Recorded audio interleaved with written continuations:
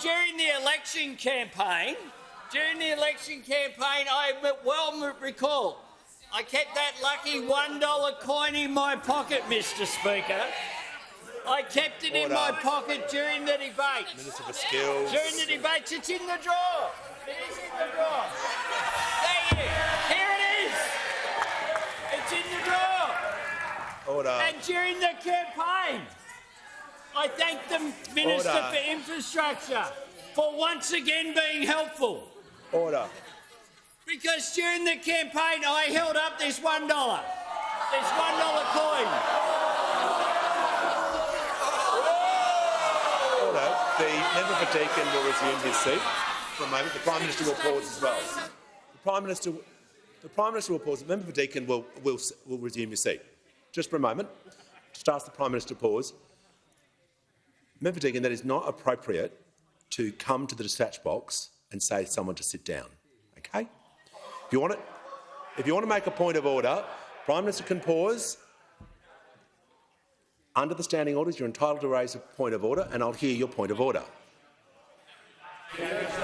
Order. And Mr. Speaker, on my left. Mr. Speaker, it was a point of order, and when someone stands for a point of order, it's customary that the minister sits. Order. And it's also customary to wait till you call before you do that. Sure. So continue on with your point of order. Thank you, Mr. Speaker. Whilst the Prime Minister is holding up a prop, he should tell the Australian people that that dollar's worth less now. Resume your seat.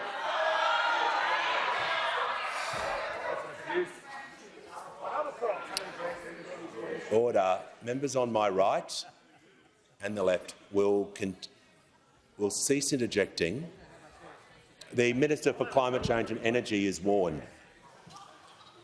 I'll hear from the order. Members on my right. I'll hear from the Leader of the House.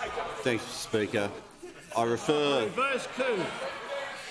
to your previous rulings about points of order which are deliberately designed to disrupt, that are clearly not points of order, and also refer to the warnings you've been giving to that particular member over the last few days.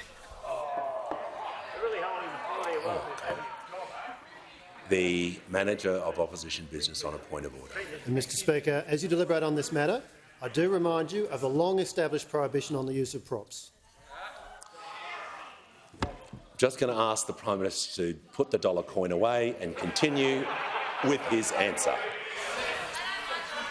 Mr. Speaker, they find the dollar coin offensive. You know what I find offensive?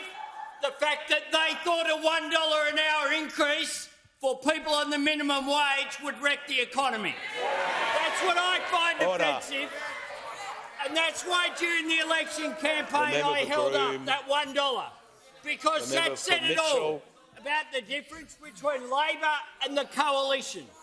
Those opposite will always stand up for those who don't need government to make a difference. Always there to say, let the market rip. Don't worry about helping people who need help. We on this side make no apologies for standing up for those people who are on the minimum wage. And I say to the Leader of the Opposition, you should have stayed outside for a bit longer because it wasn't going well. Has concluded.